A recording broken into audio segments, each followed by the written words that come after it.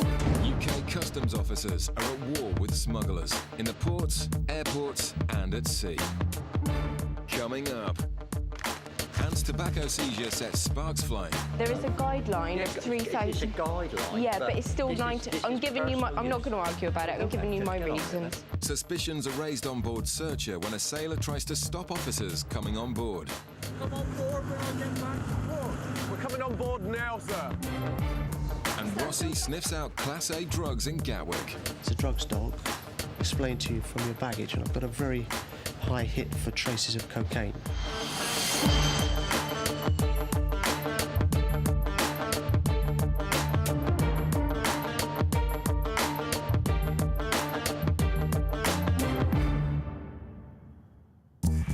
Customs officers are always on high alert for bootleggers using cheap flights to bring in tobacco to sell illegally on the UK's booming black market. In Bristol, officers have received intelligence that a known bootlegger is returning from Malaga in a group of 4. The main target had over 26 kilos of tobacco seized only 2 weeks ago. Will he be mad enough to try again? Oh, there we go. Tobacco. Lots of it. The X-ray has found 4 bags full of tobacco. Now it's up to Anne and the team to stop and question the passengers and prove that the tobacco is not for their own personal use. Bootleggers come in all shapes and sizes. This time it's a retired couple who pick up 3 of the 4 suspect bags and then split from the group. They almost make it through the channels, but Anne closes in. Is it only the 2 of you? Yeah. The 3 holdalls are stacked with tobacco. The main target has slipped through empty-handed, but the final passenger in the group isn't so lucky. Her bag contains 30 kilos of tobacco, 10 times the guidelines. The couple have another 57 kilos. Altogether, an amount like this is a criminal matter. No wonder they're pretending not to know each other. Okay, I'm just going to do a couple of checks on your passport a minute. They're saying they're travelling just together, don't they? Yeah. Get them to say that again. She's saying she's travelling on her own. They're in a group. They're together. Yes. They got 57 kilos between them. Isn't that arrestable? Could be. Only if we can tie them in together. Tying the passengers to each other proves a little easier than Anne and Joe expected. Are you together or do you know each other? Well, we've come together. Are you travelling together? You're travelling together, okay. They've all just admitted that they're travelling together because they were talking to each other. Did they say that initially when you stopped? No, he lied. Travelling by himself. Yeah. So obviously I don't believe that this sort of amount can be for your own personal use. Believe that. The sheer amount that you've brought in. I've never been in trouble with the police, never been in trouble with the customs. We smoke tobacco, and that is for our use. They have enough tobacco to last 14 years, but it was split between 3 passengers, so it won't be treated as criminal. But they will now be interviewed to decide the fate of the tobacco. I do not believe for 1 minute that that is for their own personal use. Even if they were smoking, 100 cigarettes a day. He seems pretty adamant that he's done nothing wrong, and that's right. That's the most I've seen come through the airport in the last couple of years, I must say. At this point, most bootleggers simply admit defeat and abandon their goods. But this passenger decides he won't go down without a fight.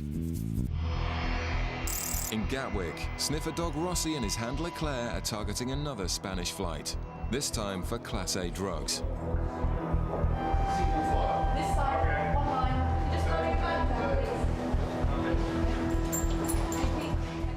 Each dog has only one handler, and their close bond means that Claire knows when Rossi picks up even a hint of drugs. They want to stand still for a second,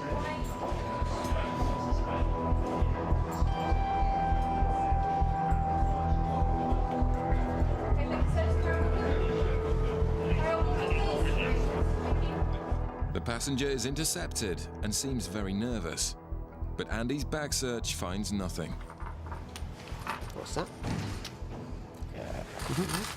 Just a charm. Yeah.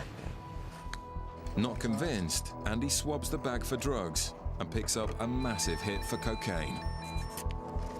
Quick chat with him. He's very, very nervous.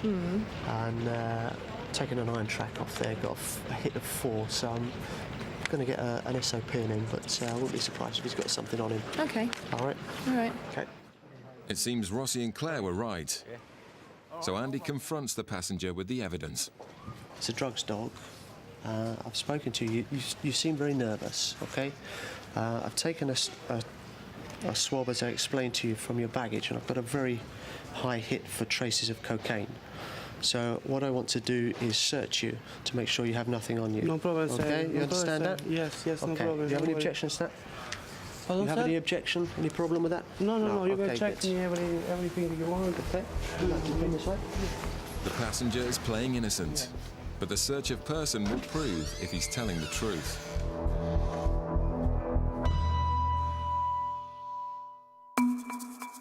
Back in Bristol, Anne's preparing for a fight with the passengers caught with 87 kilos of tobacco. They have enough tobacco to last a heavily addicted smoker 14 years, but neither have yet asked for a cigarette. You said that I took an hour to write up my notebook. No, you left us outside waiting for Yeah, you actually said that I took an hour to write up my notebook. That were yours. I said, my specific words were, you left us sitting out there for an hour in the freezing cold. Well, I you did went not to write say, but don't, let's get it straight. Okay, well, Little I tell girl, you what. if you're no, going to write, don't try and intimidate me. You are intimidating me. No, little not girl, at all. you write I've it just been properly. straight with you. Do your job properly, or don't do it at all. Bring somebody else Look, in. if you're going to take this attitude, Yes. I'm not going to interview you. I'll invite you back at a different date when you've calmed you down. come to my house and interview me. No, invite me that back. doesn't happen. Well, you Sorry. bring somebody else then. Until you're prepared to speak to me in a proper don't manner, miss I won't have deal with you. What planet are you on, for goodness sake? You people, get to the dock, stop the people coming in. Do your job. Okay. You don't do the little end. You're like policemen who pick people up for parking. Catch the criminals. You're not criminals. Well, actually, it's a very large quantity of cigarettes. No, it's tobacco. You want to get that right. It is not a large quantity for somebody that smokes all the time. Two people. Really? You smoke, do you? It's a large quantity. Do you smoke, do you? It's relevant Oh, it is. Because you're telling me it's a large quantity. I'm saying, did you smoke? No, you're I not don't. qualified to judge, are you? I am, because No, I'm you're not. qualified. Bring somebody in that's qualified to judge. You don't smoke. You don't know how much tobacco goes in a rollie, do you? Yes. You haven't got a clue. Well, look. Right. So anyway, go away. Bring the little girl back with what I've just said. No, you don't speak to us like that. Why not? This is disgraceful, and it will not end here, I can tell you. We are not criminals. You are treating us like criminals. Picking out the criminals amongst the innocent passengers is a skill that comes only from experience. And customs officers in Gatwick have seen it all when it comes to the risks smugglers will take to make money from drugs. One smuggler that stands out from all the rest is a man called... Well, when I stopped in the Green Channel, I examined his baggage and found really nothing of customs interest at all. But there was something about him that I wasn't satisfied with. And generally, if somebody hasn't got anything in their baggage of customs interest, then they may have smuggled it elsewhere. So he was then taken to a private room and he was searched. The body search found nothing, so suspicions now centred on what might have hidden inside his body. A sample of urine was taken from him and tested on our machine at Gatwick, and the result indicated the presence of cocaine inside of his body. And I then arrested him on suspicion of importing a controlled drug into the UK, concealed internally. Officers wanted to X-ray to prove he'd swallowed packages of cocaine, but he refused. Instead, he was detained in a Gatwick custody cell while officers waited for the evidence to emerge. Begun a waiting game that would go down in customs history. He was refusing to eat any food. He refused to drink any drinks that we provided to him unless it was a can of Coke which he could open himself, and that's all he would do. And of course this went on and on. Without food, it soon became a week without him going to the toilet. But officers had Brady under 24-hour surveillance to ensure none of the vital evidence was missed. We had to have grounds to keep him in our custody, and we had to go in front of the magistrate every 7 days. One of the things we did was to iron scan his suit, and this indicated whether we still may have the cocaine level was actually going up, which it was. After 3 weeks, and with drugs seeping into his system, they began to fear for life, but he refused to give in. It would only take a very small amount to actually kill the person outright. So it's a dangerous thing to do anyway. After a staggering 48 days of defiance, it was the smell of the custody officer's lunch which finally forced to crack. After 48 days, I was actually off shift and I was at home, and I had a call from my main manager at Gatwick, who telephoned me to said yes, he's produced. So it was quite an emotional time, and I still feel quite emotional talking about it now. So it was sort of relief. Consuming his first meal for 7 weeks, the officers wouldn't have to wait long to get their hands on the evidence. And it just gave in completely, so he must have been absolutely starving, but obviously the body couldn't take it. And I had to sit with him along with my colleagues to recover the remaining packages from his body. The stubbornness of Brady was beaten only by the determination of the officers at Gatwick. I mean, give him his due, he gave it a good try, didn't he? And he pleaded the only thing he could do best, which was to plead guilty at Croydon Crown Court, where the judge gave him the sentence of 5 years. And that's something I'm proud of, you know, so it was good. Still to come, suspicions are raised on board Searcher when a sailor tries to stop officers coming on board. Come on board, we're on getting back to port. We're coming on board now, sir. Coming up, Anne's argument continues with tobacco bootleggers in Bristol. Behave correctly. I don't think I need you to teach me how I to do think that. somebody needs to teach you. In Gatwick, Andy's search of person has identified the cause of the positive cocaine hit. The man has confessed to using cocaine whilst in Spain. So you say the reason for the high reading that we got here was because you had a couple of lines of coke yesterday? Oh, okay. Yeah? Is that correct? Yeah. Yeah, it's quite high. You use it quite regularly? No, not very much, actually. Okay. Not very much. Having confessed to using cocaine abroad, the man's now trying to avoid trouble. Came up with a very high reading for cocaine. When I put that to him, just inside the room there, why that would be, he said, well, he had a couple of lines of coke yesterday with his girlfriend, which would do the trick. So stripped him off, nothing there at all, and gradually calmed down once he realised that that was what we were going to do. So, No guilt, yeah? thank you. Welcome. Bye. The high reading was from personal use, so a disappointed Andy has to let him go. So, nothing today, maybe next time. Customs ship Searcher has tracked a yacht sailing towards the southwest coast of England. Within the 12-mile limit, any vessel is a potential smuggler, and customs officers have the power to board and search. This is the 6 miles. You can see that the target vessel that we're interested in is just off the 6-mile limit, so he's well within the 12.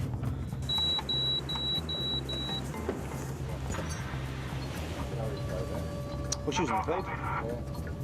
The cutter launches the high-speed rip team from the stern, giving the yacht no time to hide any goods on board or jettison any drugs into the sea.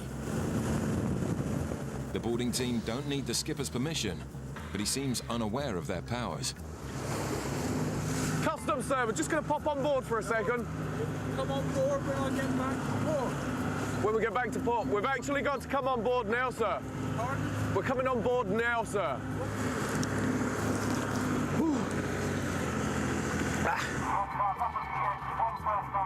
How long have you been over in the Scillies? 2 days. 2 days.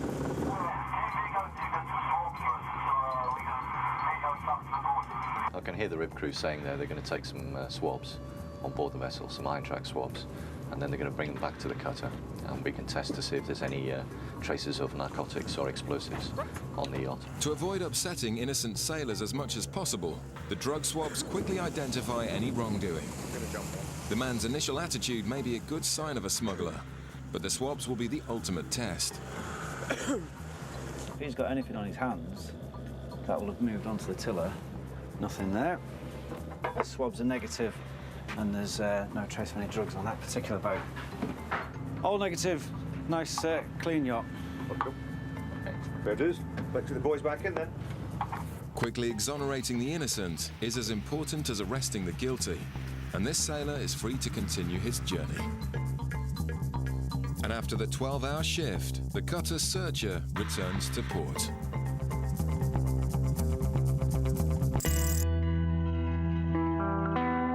Meanwhile, in Gatwick, police have arrested a man as he stepped off a flight from the Caribbean. His problems get worse when the officers bring him through customs. He's dressed very smartly. Why is he wearing a suit? Was he sitting in economy or was he flying Virgin upper class? Why did he wear a suit? No one else in the flight is wearing a suit. But, we'll find out. We'll ask him a few questions. Well, what's happened is that the police had warrants, outstanding warrants for this man. And as soon as he came off the plane, they arrested him at that stage. And they brought him up here. And as the flight is one which has brought previous jobs to us, shall we say, they asked us if we wanted to have a look through his luggage. And the obvious thing is that, given the risk of the drugs coming in from there, we said yes. So we've gone through the luggage, and what we want to do now is just to make sure he's got no drugs on his person. Many smugglers try hard to look innocent, and Chris asks permission to do a body search. He's arrived on a flight from Montego Bay. And as you can see, he's probably the most smartly dressed guy on the flight, dressed in a suit, which is ostensibly a holiday destination. It seems as though he's got various layers on as well. Yeah. So I just want to rub him down, make sure there's nothing under all those layers. That's fine, Chris. Yeah, 8:15. Thank you. Cheers. Okay, if you come this way. With us as well. Stay there. Right, if you can follow us. Okay. Catching drug smugglers is a daily occurrence at Gatwick, and officers find packages in a variety of places. The strip search is as uninvasive as possible, but it's an uncomfortable experience, especially when Jeff discovers the initial reason for the man's arrest. He's actually wanted for a driving offence, but you know, we have to make sure 100% certain. So we did a quick search and nothing was found, so we've handed him back to the police. He's been rearrested and taken back down to the station. This man isn't a smuggler and leaves cooperatively with the police. Meanwhile, in Bristol, 3 passengers have been caught with 87 kilos of tobacco, but they're not going quietly. You have treated us really badly, really badly, like we've done something wrong. Until you're prepared to speak to me in a proper manner, I won't deal with you. It's the biggest haul the team have seen in years, but the man is adamant it's not being brought in to sell on the black market. Anne's decided to interview the man to see if he's telling the truth. If not, the £11,000 worth of tobacco will all be seized and destroyed. How much do you smoke a week on average? So, 2-3 packs a day, so... 2 or 3 50-gram packs? Yeah, generally 2. Okay. How many cigarettes do you tend to make from one 50-gram pouch of tobacco? What could you get to? 30. Okay. Have one 50-gram pouch. On a good day, he gets 20 out of it. Okay, sorry. He would expect those goods to last him 9 to 10 months. All right, give him the benefit of the doubt. 30 kilos are for him.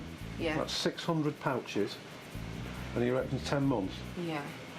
Definitely not longer than a year. Because he bought the same amount last year. And That means he's going to be smoking 8.5 pouches a week.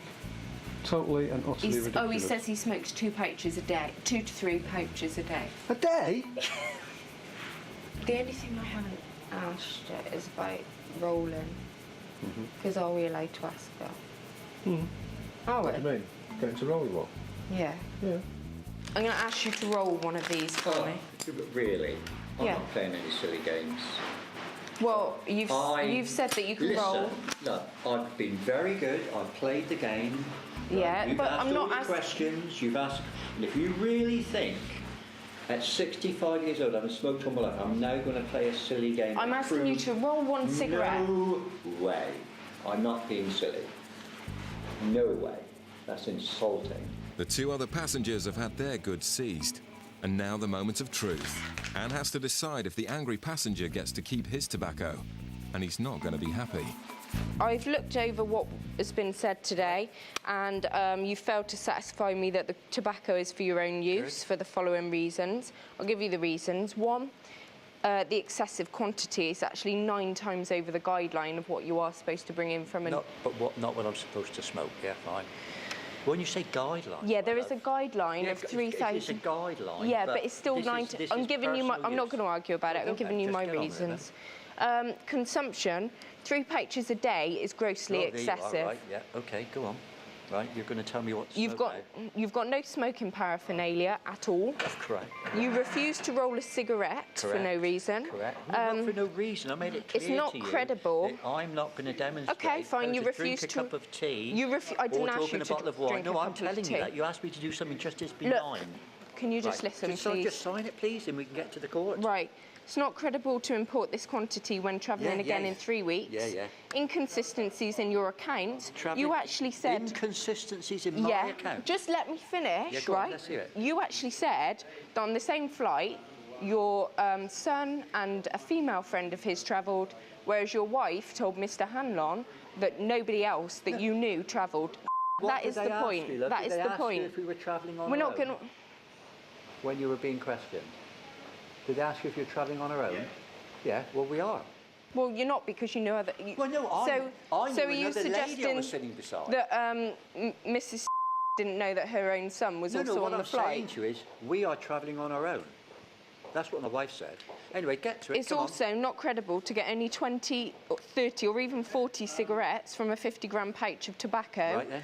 Generally, you would get at least 80 to 100 cigarettes out of... Not if you roll them in a bag. What, so are you suggesting that you roll them... I'm not suggesting anything. Let's go to court and have my solicitor run rings round you. If you could sign. Look, you need to sign the date as well. Sign the date. You put the date. You don't Look, I'm not going to argue with you about sign. I'm just trying to get you to behave correctly. I don't think I need you to teach me how to do that. Somebody needs to teach you. I could say the same about you. Anne's ordeal is finally over. He was trying to intimidate me, I think perhaps because he thought I was a girl, like he was calling me little girl and stuff and waving his finger in my face. But that doesn't intimidate me. He was just nitpicking at things, really, because he knew that he hadn't got a leg to stand on. The passengers walk away empty-handed, having lost 87 kilos, which will now all be destroyed. The angry man in Bristol made an official complaint about his treatment and is still planning to fight the seizure in court. The border stories keep coming next this afternoon. We join the Nothing to Declare teams in just a sec on Sky Living.